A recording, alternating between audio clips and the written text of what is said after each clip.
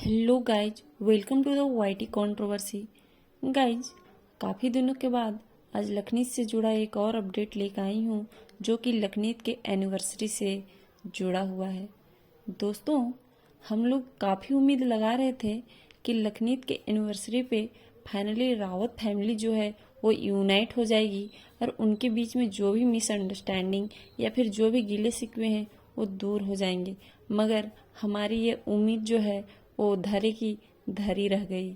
आइए दोस्तों, बात करते हैं कि लखनीत के एनिवर्सरी में किस किस तरह की चीज़ें घटी, क्या क्या हुआ और क्या नहीं होना चाहिए था और क्या होना चाहिए था जो नहीं हुआ। हेलो दोस्तों, लखन और नीतू की शादी को पूरे 1 साल हो गए हैं और वो लोग अपनी शादी की सालगिरह मनाने के लिए पहाड़ों में गए। वो लोग अपनी शादी की सालगिरह मनाने के लिए अपनी पूरी टीम के साथ और अपनी बहन कृति को भी साथ में लेकर गए, लेकिन हमने कहीं पे भी उनके फैमिली से और भी कोई बाकी मेंबर्स को वहां पे नहीं देखा, क्योंकि वो लोग उनके साथ नहीं गए थे।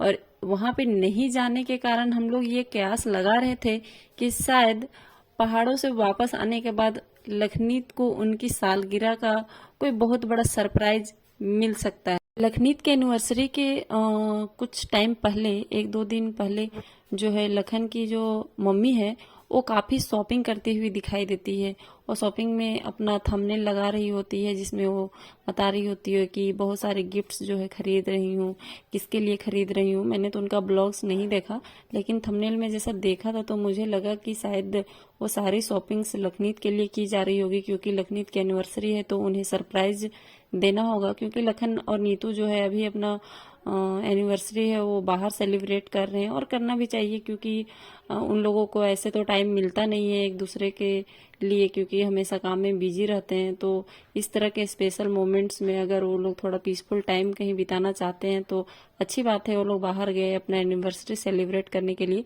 तो हमें लगा कि भम्मू और पाई जो है वो भी उनका एनिवर्सरी को खास बनाने के लिए उनके वापस आने पे कुछ अच्छा करेंगे, ताकि जो भी रावत फैमिली में गिले शिकवे चल रहे हैं वो सारे दूर हो जाएंगे।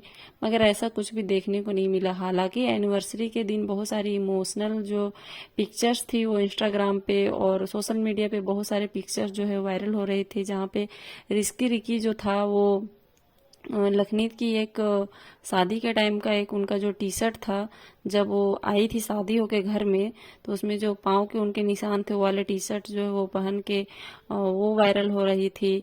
और भी उनके लखनीत की शादी के एनिवर्सरी की खुशी में जो भम्मू और पाई है वो लड्डू बांट रहे थे, सारे स्टाफ को लड्डू बांट रहे थे। तो ये सारी बहुत सारी चीजें जो है देखने को मिली। और सैंडी जो थी, जो कभी ऐसे तो नीतू और लखन से बात नहीं करती है, फिर भी उसने भी इंस्टाग्राम पे उनको एनिवर्सरी विश किया।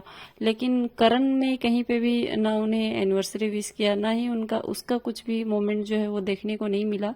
हालांकि पाई और भम्मू ने भी उन्हें विश किया, तो ऐसा देख के तो लग रहा था कि कुछ भी ऐसा मिसअंडरस्टैंडिंग है ही नहीं, सब कुछ ठीक है ठीक है। लेकिन उनके ब्लॉग्स में देख के ऐसा लगा कि भम्मू जो है वो काफ़ी तकलीफ से गुजर रही है। तो मेरा ये मानना है कि अगर आप इतने तकलीफ में हो तो फिर आपको इतना दिखावा करने की क्या ज़रूरत है।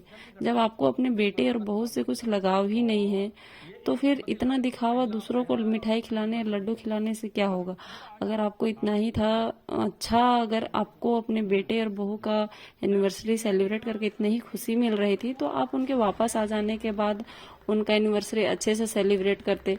लेकिन ऐसा तो कुछ हमें देखने को नहीं मिला। जब वो बीमार थी, वोट जाने वो बीमार थी या फिर हो सकता है बीमार होंगी ही, लेकिन वो बीमार जब थी तब वो मिठाइयाँ बांट रही थी, एक दूसरे को दिखा रही थी कि मैं इतना बीमार हूँ फिर भी मैं इतना अपना खुशी जाहिर कर रही हूँ।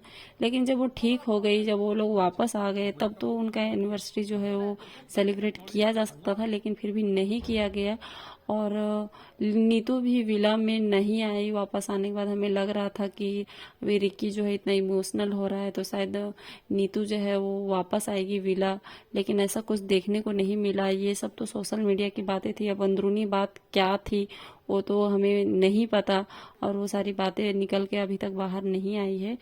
कि ये सब जो सोशल मीडिया पे दिखाया जा रहा था वो सब रियल में भी उनके फैमिली में हो रहा था या फिर नहीं हो रहा था। आप सोशल मीडिया पे जो तस्वीरें दिखाते हो, आप अगर एक बार खुल के अपनी भाभी से बात करोगे तो शायद सारी चीज़ें जो है वो सॉर्ट आउट हो जाएगी। लेकिन ये सब चीज़ें जो है वो देखने को नहीं मिल रही है लखनीत फैमिली में। और लखनीत के जो भी फैंस है या फिर रावत फैमिली के जो भी फैंस है, उनका मन जो है अब वो इस तरह की गिले शिकवे बातों से जो है वो उब चुका है।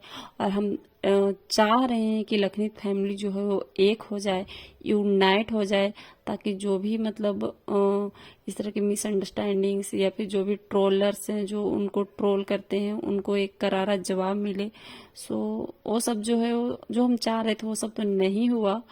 खैर, आगे कब हमें ऐसा कुछ आगे कुछ मोमेंट, शायद वो कृति की शादी हो या फिर करण का शादी हो, में भी तब लखनीत फैमिली जो है वो हमें रावत फैमिली के साथ यूनाइट होते हुए दिखे। या फिर अब हम उम्मीद छोड़ दे कि अब रावत फैमिली और लखनीत फैमिली कभी एक होगी। गाइज, आपको क्या लगता है कि रावत फैमिली कभी अब यूनाइट हो पाएगी या फिर नहीं हो पाएगी? अगर आपको ऐसा लगता है कि रावत फैमिली कब यूनाइट होगी तो प्लीज़ मुझे कमेंट करके ज़रूर बताएं। और अगर वीडियो अच्छी लगी हो तो वीडियो को लाइक करें और चैनल को सब्सक्राइब करें।